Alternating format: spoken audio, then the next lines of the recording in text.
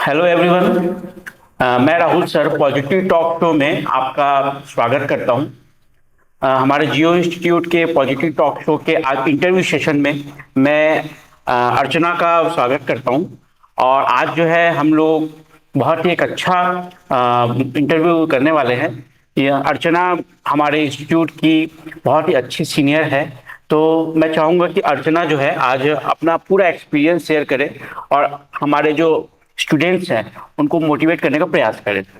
जैसा कि आप सभी जानते हैं कि मैं एक मोटिवेशनल स्पीकर हूं और मेरी इच्छा है कि मैं एक यूट्यूब चैनल चालू करूं जिसमें मेरा मेन पर्पस है कि स्टूडेंट्स को मोटिवेट करना और स्टूडेंट्स को अपॉर्चुनिटी प्रदान करना। तो ये इस चैनल का मकसद है।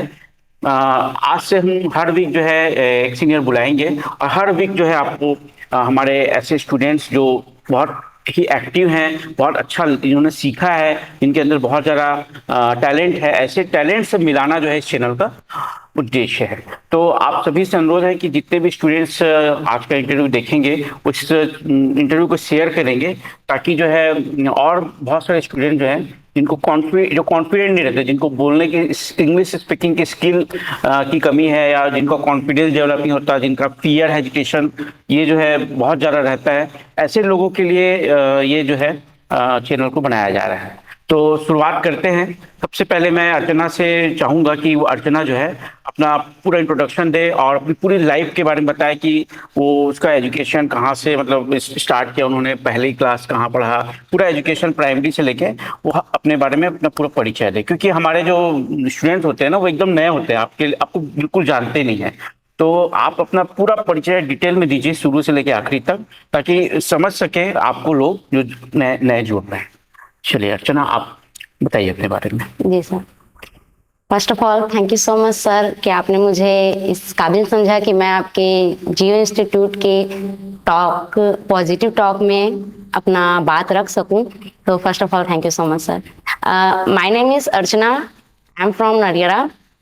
My father name is mister Rath Kumar Kaiwarte, he is a farmer. My mother name is Mrs Geeta कैवर्ते, she is a housewife. There are 8 members in my family. I study Sri Vishwavidyadaya Mahavidyalaya Banahila Kaltara. Okay. Final year, but this time I'm passed out there. अब मैं अभी BEd की तैयारी कर रही हूँ, BEd के लिए भी कॉलेज देख रही हूँ। मेरे को कॉलेज नहीं मिला था, इसलिए मैं बीएड में एडमिशन नहीं हुई हूँ। अर्चना, जैसे भी आपने अपना इंट्रोडक्शन दिया, जी सर। आप ये बताइए कि आप बेसिकली हिंदी मीडियम से पढ़ी हैं कि इंग्लिश मीडियम से पढ़ी हैं? सर मैं अपने प्राथमिक लेवल से ही मतलब हिंदी मीडियम से ही पढ़ी हूँ। मेरा पहला मतलब प्राथमिक क्लास दिल्ली में मैं स्टार्ट की थी, क्योंकि मेरे पेरेंट्स लोग पहले दिल्ली में रहते थे। पहली से लेके तीसरी तक की पढ़ाई मैं दिल्ली में की हूँ। उसके बाद मेरे पापा का यहाँ गांव में जॉब लग गया छत्तीसगढ़ में, तो हम लोग पूरी फैमिली छत्तीसगढ़ आ गए। फिर चौथी से लेके पूरा 12th तक पढ़ाई मैं गवर्नमेंट स्कूल से की हूँ। फिर कॉलेज श्री ऋषभविद्यालय महाविद्यालय में ज्वाइन की। तो बचपन से लेके आप अभी तक ग्रेजुएशन की पढ़ाई तक आपने हिंदी मीडियम के सहारा लिया है? जी सर। ठीक है। तो आप ये बताइए कि आप इतना अच्छा, जैसे अभी आपने इंग्लिश बोला, इंट्रोडक्शन दिया है ना, आपका जो फ्लुएंसी है और आप बिना डर भय के आप जो है बोल रही हैं, तो ये चीज जो है आपने मतलब कैसे डेवलप की? पहले तो मुझे भी डर लगता था बोलने के लिए कि मैं क्या बोलूं, कैसे बोलूं। माइक के सामने बोलना मतलब बहुत मुश्किल काम था मेरे लिए। लेकिन होता है ना, एक दीपक जलता है, वैसे मुझे अच्छे अच्छे टीचर्स मिले जिन्होंने मुझे गाइड किया कि आप बोल सकती हैं, आप में मतलब हिम्मत है तो आप खड़े होइए और माइक पकड़िए और बोलिए। फिर वो लोग धीरे धीरे मेरे को मोटिवेट करते गए और मैं बोलना स्टार्ट की।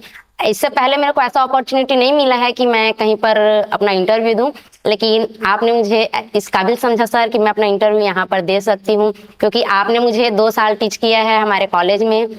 और उसके बाद भी मैं समर वेकेशन में आपके पास 2 महीने जियो कोचिंग में आई थी कोचिंग करने के लिए। तो आपने मुझे बहुत ही अच्छी अच्छी चीज़ सिखाई थी, जिसके कारण मैं आज इस काबिल बन पाई कि आज मैं यहाँ पर बैठ के बोल पा रही हूँ आपके सामने। अच्छा, आपने जियो इंस्टीट्यूट का भी नाम लिया? जी सर। स्टूडेंट जो है जो जानते नहीं है जियो इंस्टीट्यूट क्या है, इसके बारे में आप कुछ हमारे स्टूडेंट्स को बताना चाहेंगे? What is Jio institute? जी सर। जियो नाम क्यों पड़ा? जियो मतलब अपने लाइफ को एंजॉय के साथ जियो। जैसे कि हम लोग पढ़ाई को टेंशन लेके जीते हैं, मेरे को भी ये पढ़ना है, वो पढ़ना है, इतना मेरे पास कम समय है। लेकिन इस इंस्टीट्यूट में आने के बाद मेरे को पता चला कि लाइफ को एंजॉय करके जीना है हम लोग को, तब हम लोग अच्छे से पढ़ाई कर पाएंगे। पहले मैं भी टेंशन लेती थी कि अभी मैं ग्रेजुएशन में हूँ, ग्रेजुएशन के बाद क्या करूंगी, लेकिन सर से जुड़ने के बाद मेरे को पता चला कि लाइफ तो एक खेल की तरह जीना चाहिए। इसके साथ हम लोग को फिर आगे बढ़ने में भी मजा आएगा, फिर टेंशन ही खत्म। तो जियो इंस्टीट्यूट का जो सर नाम दिए हैं वो मेरे को बहुत अच्छा लगा, सच में इसमें लाइफ है हम लोग की। चलिए, बहुत अच्छी बात है। अच्छा अर्चना, ये बताइए, आपने मैजिक कोर्स किया है जैसे, जी ना? सर। मैजिक कोर्स में आपने बहुत सारी चीजें सीखी होंगी। जी सर। क्या चीज जो है आपको सबसे अच्छा लगा मैजिक कोर्स में, कि भाई मैजिक कोर्स को एक्चुअली स्टूडेंट्स को क्यों फॉलो करना चाहिए, क्यों सीखना चाहिए अगर कोई स्टूडेंट सीखना चाहेगा तो? पहले तो मैं बता दूं मैजिक कोर्स क्या है। हम लोग का ये मतलब इंग्लिश बेसिक ग्रामर है पूरा। जो हम लोग VI ग्रामर पढ़ते हैं ना, वेरी इंपॉर्टेंट ग्रामर, हम लोग ये सब सीखते हैं। और जिससे हम लोग को सबसे ज्यादा टेंशन किस में होता है, टेंस में होता है, क्योंकि टेंस में सबसे ज्यादा रूल होते हैं। इसमें 36 रूल होते हैं। तो जो ये टेंस का 36 रूल है वो जियो इंस्टीट्यूट में आने के बाद हम लोग को 1 मिनट में बोलने का सर हिम्मत लाए। और 1 मिनट तो कुछ भी नहीं, मैं तो उसको 15 सेकंड में कंप्लीट की थी, पूरा 36 का 36। चलिए, आपने मैजिकल टेस्ट की बात की। जी सर। तो मुझे याद आ रहा है कि आप लोगों ने कॉलेज में बहुत अच्छा मतलब कंपटीशन हुआ जी था। सर। तो क्या आप अभी कुछ एग्जांपल, जैसे मान लीजिए मैं आपको जी सर। बोलूंगा कि आई कट में आपको बोलना है मैजिक चलाना, हाँ sir. Can you speak now? हाँ sir. Okay, so let's see.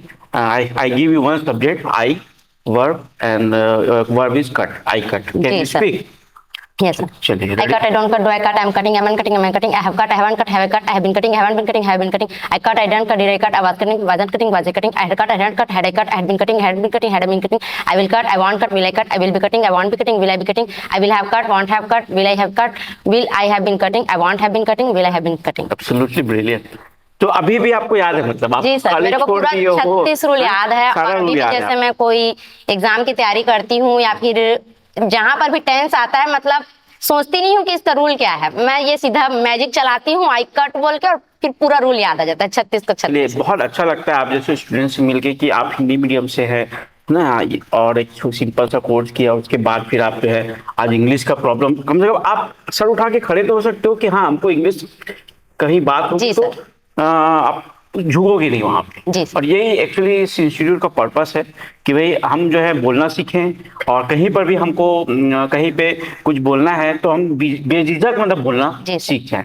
तो इसीलिए मैं आपको मानता हूं कि आप इंस्टीट्यूट के टैलेंट्स स्टूडेंट्स में से हमेशा, और एक्टिव भी बहुत आप रहते हैं।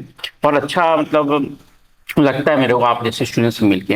अर्चना, ये बताइए कि आपके हमारे इंस्टीट्यूट में जो है, आपने सुना होगा हम बार बार पॉजिटिव थिंकिंग शब्द का यूज करते हैं, है ना भाई? ये पॉजिटिव थिंकिंग को आप क्या समझते हैं, क्या मतलब इसका बारे में आपने समझा? जी सर, पॉजिटिव थिंकिंग मतलब आप लोग भी समझते हैं, मुझे स्पष्ट बताने की जरूरत नहीं है। पॉजिटिव थिंकिंग मतलब कि हमें हमेशा पॉजिटिव सोचना चाहिए, लेकिन ऐसा नहीं होता है। एक समय आता है या फिर 100 में 90% ऐसा हो जाता है कि हम लोग का माइंड क्या हो जाता है, नेगेटिव हो जाता है। एनी हाउ कारण कोई पता नहीं रहता है, लेकिन हम लोग के मन में ना नेगेटिविटी आती ही आती है, चाहे कितना भी पॉजिटिविटी अपने शरीर में रखने से। और उसके लिए हम लोग क्या क्या देखते हैं, यूट्यूब का आजकल सहारा लेते हैं, बड़े बड़े स्पीकर सुनते हैं। जैसे मैं ही पहले संदीप महेश्वरी को सुनती थी, शिव खेड़ा को सुनती थी, और सोनू शर्मा को सुनती थी। तो सुनती तो थी, लेकिन उनका वो जो पॉजिटिव थिंकिंग था ना, वो मेरे माइंड में आधा घंटा 1 घंटा चाहे पूरा दिन ऐसे रहता था। लेकिन फिर कोई टाइम आता था जिसमें मैं क्या हो जाती थी, नेगेटिव हो जाती थी। तो जियो इंस्टीट्यूट से जुड़ने के बाद जब मैं इसका पॉजिटिव प्रोग्राम अटेंड की, तो इससे मेरे को ये फायदा हुआ कि मैं लाइफ टाइम कैसे पॉजिटिव रह सकती हूँ। ये चीज मैं यहाँ से सीखी, क्योंकि मैं भी आपको बताई कि थोड़ा सा तो माइंड में नेगेटिविटी आ ही जाता है, चाहे कहीं से भी आए। लेकिन इससे जुड़ने के बाद क्या होता है, अच्छा, जब आप जो बहुत इंपॉर्टेंट बात बता रही है, मतलब लोगों को क्या है, कई लोगों को पॉजिटिव थिंक क्या हो रहा है ये नहीं पता रहता। जी जी सर। तब बोलोगे किसी गांव, आप बात करो गांव में या कहीं शहर में, बोलोगे भाई पॉजिटिव थिंकिंग, तो पहली बार ऐसा लगता है कि पहली बार वो वर्ड को सुने हैं, है ना? तो इसको थोड़ा सा डिटेल में बताइए कि पॉजिटिव थिंकिंग आपने जो सीखा, आपको क्या लगता है कि कैसे क्या पॉजिटिव थिंकिंग को डेवलप किया सकता है? जी सर, पॉजिटिव थिंकिंग मतलब कि सकारात्मक रहना। हम लोग कैसे सकारात्मक रह सकते हैं? बहुत सा समय आता है जिसमें हम लोग नेगेटिव हो जाते हैं, गलत फैसले ले लेते हैं। लेकिन अगर आप पॉजिटिव थिंकिंग से मतलब सकारात्मक रवैये से जुड़े रहेंगे तो आप नेगेटिव भी रहने के बाद आप लोग पॉजिटिव फैसला ही लेंगे। तो इससे मतलब इसमें सर हम लोग को बहुत सारे रूल सिखाए हैं कि कैसे आपके माइंड में नेगेटिविटी आएगी और उसको आप कैसे दूर करेंगे। तो इसको तो मैं ज्यादा एक्सप्लेन नहीं कर पाऊंगी क्योंकि आप इसके लिए सर का प्रोग्राम देखिए, सर और अच्छे से सिखाएंगे क्योंकि मैं भी इनकी स्टूडेंट हूँ।